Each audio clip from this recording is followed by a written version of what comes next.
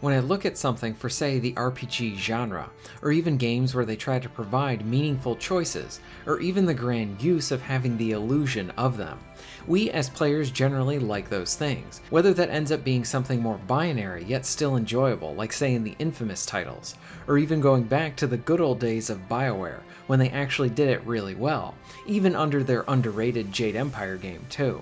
Seriously, play that one. Choices like this, story, narrative, flow choices, and all of that can be really fun to make. Who doesn't like doing an evil run in Knights of the Old Republic, and seeing how far down the bad lane you can go? Or with something like Jade Empire where you can exploit and use people to your own gain, or even see how your choices can result in the death of other characters, and in some situations they can also be pretty comical too. In a video game, it's really fun to explore these avenues, good, bad, and especially the in-between. But after I saw a recent update regarding the newest Assassin's Creed game, I am left wondering why you would include a mode like this. How does this really service your fan base? Because it honestly gives off the impression that you think your audience is pretty dumb. So the new Assassin's Creed Shadows, there's going to be this new Canon mode.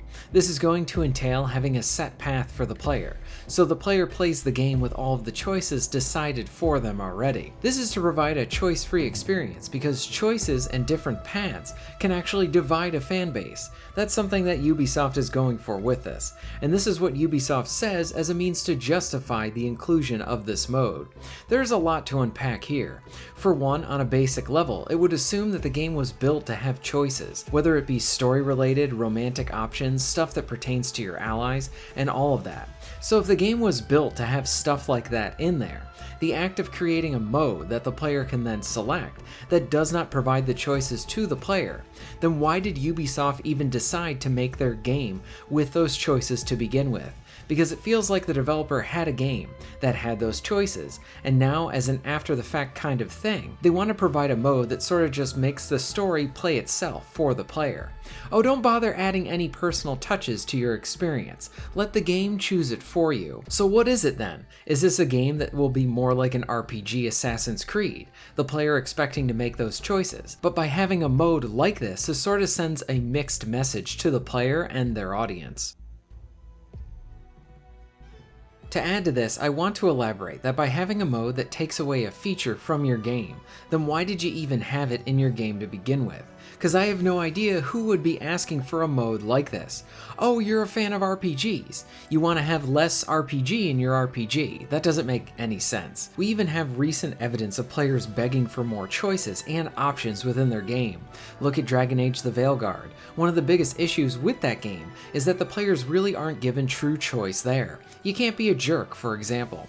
So players have said that was one of the biggest issues, meaning there is a large base of people that want RPGs to be like RPGs. I can understand streamlining elements of your game for different reasons, and maybe some of those creates a better game in the end.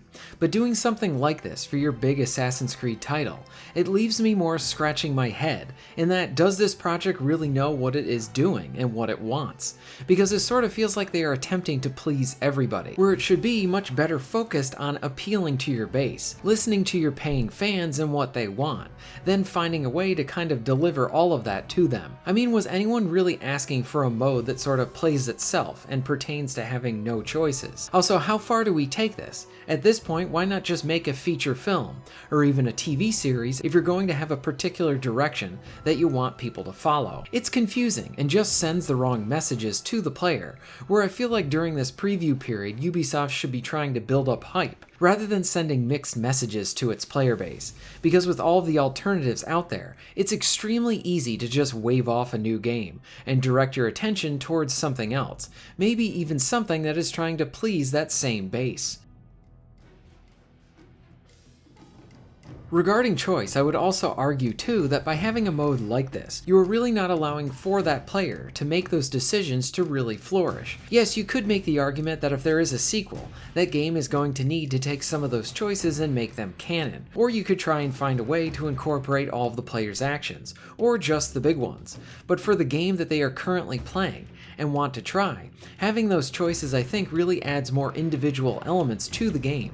It is something cool in the old BioWare RPGs, where you could kind of have your own spin on the story sequences or events. This would be really cool and generate a lot of discussion around your game, as players would talk about what choices they made and why. Along with this, depending on the choices, I think it inherently pushes the player into potentially replaying your game.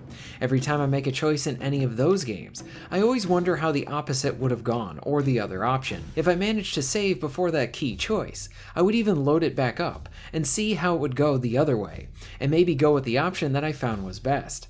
But choosing another option or anything like that, even in a second playthrough, is sort of a fun opportunity to then experience an alternative timeline, where if you made those different choices, then X, Y, and Z would have happened. Or maybe you didn't like your choices the first go around, and you want to try it again, and see if other options resulted in something more towards your preference.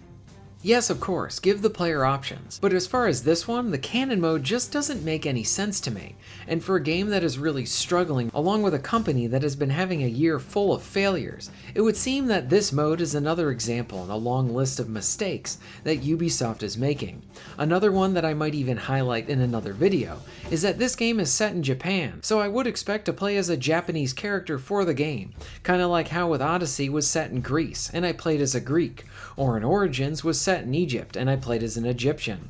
But here for this Japanese title, I'm playing as a black guy. Why?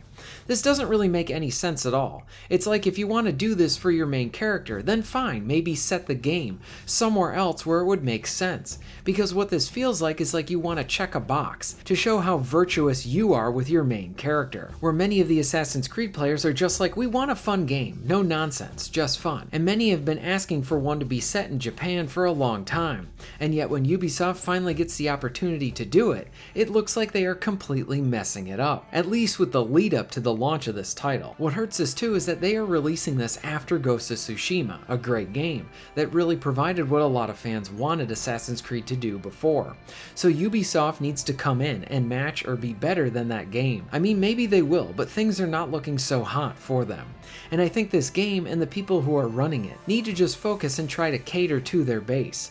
But all that might be too late now, like the damage has already been done. What do you think about all of this? Do you like the idea of a Canon mode? Let me know in the comments down below. If you're interested in supporting the channel, please check out my Patreon page. For just $1 a month, you can help to keep this channel going strong, and this allows me to be able to do more for my awesome audience. Please check out the links in the description and pinned comment for ways to support the channel. And most of all, thank you very much for watching.